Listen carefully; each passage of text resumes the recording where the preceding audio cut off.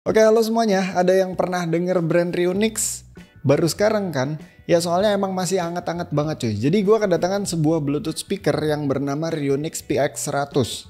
Gue cerita dulu dikit deh. Jadi si Ryunix ini dibawa masuk ke Indo tuh sama Sades. Gue nggak tahu tepatnya tuh kayak sub-brand atau kayak distributor. Misalkan Tronmax yang dibawa masuk ke Indo itu sama Rexus ya atau gimana. Tepatnya gue juga nggak tahu. Yang jelas secara official Ryunix ini ya pokoknya barengan sama Sades, kurang lebih kayak gitulah. Makanya kalau kalian cek di Instagramnya Sades ya, mereka ada posting juga tentang Bluetooth speaker ini. Gua nggak sempet tanya juga sih apakah si Ryunix ini nantinya bakalan fokus ke gadget lifestyle gitu kayak misalkan TWS, speaker, headphone dan lain-lainnya, atau ke gaming gear juga masuk. Gue juga nggak tahu sih, kita lihat aja nanti deh. Anyway, si Ryunix PX100 ini dijual dengan harga 350.000 ya, tapi selama promo launching itu jadi cuma 255.000 aja. Kayak biasa kalau minat sikat pakai link yang ada di deskripsi di bawah. Oke, so pertama kali gue liat nih barang langsung ngingetin gue sama Wonder Boom-nya UI yang ikonik banget. Ya karena bentuknya emang silinder dan ada icon volume plus minus yang gede banget di bagian depannya. Jadi ya gue suka sih sama bentuknya, walaupun agak terkesan wannabe, tapi nggak apa-apa lah, bagus kok daripada pakai bentuk yang aneh-aneh kan.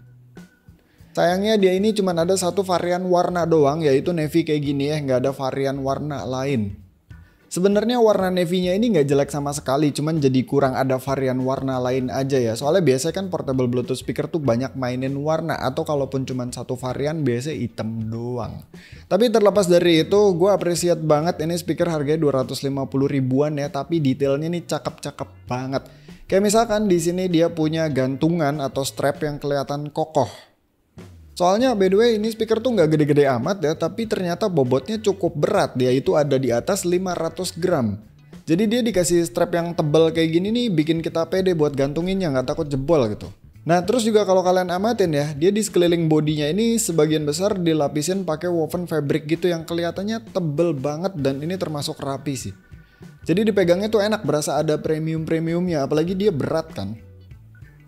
Belum lagi ini di panel-panel kecil yang warna birunya tuh dia nggak pure plastik doang, tapi dilapisi karet. Semacam jadi soft touch gitu sih, kecuali untuk di bagian fat atas dan bawahnya dia ini kayaknya pure karet sih, soalnya kan emang buat jadi bantalan ya pas speakernya ditaruh. Yang gua nggak suka nih paling ada beberapa panel yang masih pakai finishing glossy, karena mungkin ya biar RGB-nya terang. Yes, di panel glossy-nya ini adalah tempat dimana RGB-nya menyala. Jujur ini menurut gue RGB-nya terlalu gede dan terang banget, bukan yang tipis-tipis terus diffusernya soft banget gitu biar kelihatannya manis. Jadinya ini kayak agak bikin kesan speakernya tuh rame gitu loh, padahal bentuk speakernya udah simple, cakep kan, detail-detail yang sebelumnya gue jelasin juga udah cakep banget. Untungnya ini RGB bisa dimatiin sih, sama bisa ganti-ganti mode juga kalau suka. Gue bayangin kalau bagian panel yang glossnya ini diganti juga pakai panel doff, terus yang soft touch juga sama kayak panel birunya, kayaknya bakalan lebih cakep sih. Tapi ya balik lagi ke selera. Nah terus buat si kontrol sama inputnya ya, dia disimpan di bagian samping sini nih. Kayak yang tadi tuh ada tombol buat atur RGB-nya, terus di bagian bawahnya nih ada tombol buat pindah-pindah mode dari mode Bluetooth ke mode radio. Yes, jadi dia ini udah built-in radio, cuman gua nggak tahu ya pas gua tes di sini di studio ini itu nggak pernah dapet sinyal. Gue coba ganti-ganti channel segala macam, tetap aja nggak dapet sinyal. Padahal nih di bawah studio gua kan ini persis garasi ya. Gue cobain di unit mobil itu dapet sinyal buat radionya. Tapi kayaknya yang beli speaker ini juga bakalan jarang banget atau mungkin nggak pernah gitu pakai fitur radionya.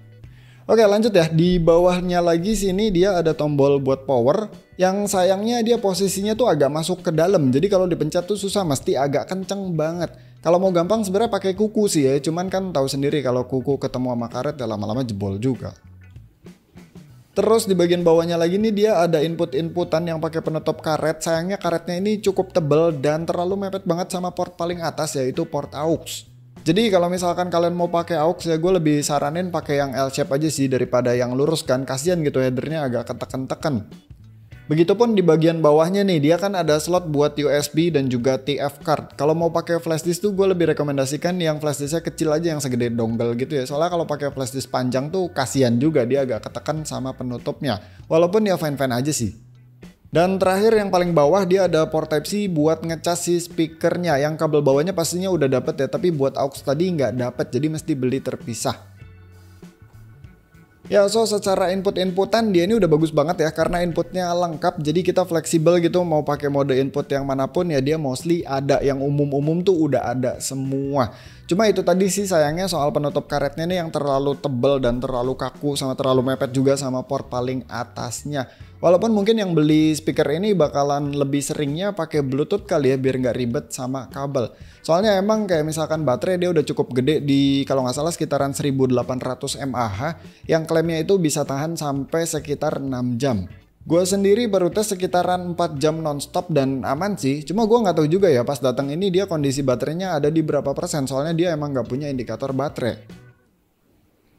Oke, terus buat spek speakernya dia ini pakai single driver yang ngadepnya itu ke belakang, tapi dia punya semacam dua membran gitu di bagian atas dan bawahnya. Kita coba dengerin dulu suaranya.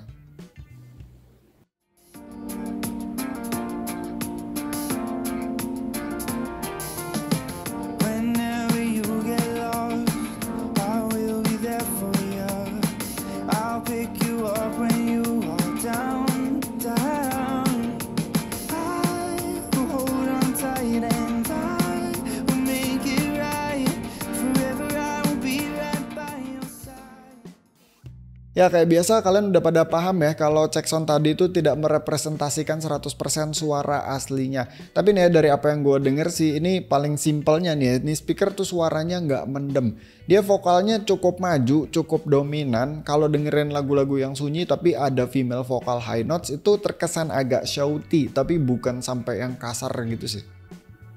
Bassnya juga dia nggak yang gede-gede amat ya. Awalnya gue kira bassnya bakalan gede sih gara-gara lihat membran di atas bawahnya. Ternyata bassnya nggak segede itu. Ya sebenarnya bagus sih, jadi nggak booming ya. Cuman di sisi lain kalau playlist kalian jedak-jeduk, gue rasa bassnya agak kurang sih. Terus untuk treble-nya, dia tergolong cering tapi bukan yang super extend gitu ya. Buat lagu-lagu yang banyak simbal, piano nada tinggi ataupun violin nada tinggi, itu kerasa enak sih, kerasa ngisi tapi nggak sampai terlalu pedes. Gua ngerasa sih ini speaker emang cukup dominan di mid range-nya ya. Maksudnya bass sama treble-nya tuh bukan yang gede atau extend banget, sedangkan si mid-nya tuh cukup stand out. By the way, si PX100 ini juga nggak punya preset EQ atau mode apapun ya, jadi dia suaranya pure kayak gini doang, yang menurut gue sih nggak masalah sama sekali. Karena dari apa yang pernah gue coba, kalau ada preset EQ ataupun ada mode-modean kayak misalkan musik, movie kayak gitu-gitu, gue nggak pernah lebih suka dibandingkan sama suara bawaannya, yang sebenarnya itu subjektif juga sih, tergantung selera lah intinya. Ya jadi paling segitu aja yang mau gue bahas seputar Rionix PX100 ini. Sebagai produk pertamanya Rionix, PX100 ini bisa kasih gambaran kalau Rionix potensial lah buat main di kelas lifestyle gadget yang terjangkau tapi bagus. Ya dari PX100 gue liat nih speaker 250 ribuan tapi oke sih. Emang dia ini masih ada PR soal RGB-nya yang menurut gue RGB-nya masih terlalu rame ya, sayang banget padahal desain speakernya udah bagus. Terus juga soal penutup port input tadi yang terlalu ketat padahal opsi inputnya tuh udah lengkap banget. Gitupun sama tombol powernya tadi yang terlalu masuk mendelep ke dalam. Oh ya sama satu lagi ding, dia tombol plus minus yang gedenya ini fungsinya aneh ya. Soalnya kalau di single click tuh malah buat next brief. Tapi kalau buat atur volumenya mesti ditahan dan ini tuh ngelos. Jadi misalkan gua tahan tombol plusnya kelamaan, dia tuh bakalan step up terus sampai ke volume maksimalnya dia. Begitupun sebaliknya. Dimana-mana kan namanya volume control paling enak itu ada stepnya yang jelas ya, biar kita tuh tahu berhentinya di mana. Ya tapi di luar dari itu nih speaker juga punya build quality yang juara, bagus banget. Kerasa berat, rapih, dan solid. Ini di bagian manapun ya kalau dipencet-pencet itu sama sekali nggak kerasa meleot-meleot. Bener-bener rasanya tuh padat banget. Suaranya juga termasuk oke. Emang sih gue belum banyak cobain Bluetooth speaker di kelasnya dia ya. Jadi gue referensinya nggak terlalu luas. Tapi gue rasa buat di harga 250-300 ribuan ini suaranya termasuk bagus. Oh ya sama satu lagi ya, dia ini nggak punya sertifikasi kayak splash proof, waterproof kayak gitu-gitu. Soalnya gue cek di buku manual, terus juga di boxnya itu nggak ada. Biasanya kan kalau ada tuh bakalan di highlight ya. Jadi jangan ajak speaker ini ke dekat-dekat air, kayak misalkan di pinggir kolam sambil latihan renang gitu.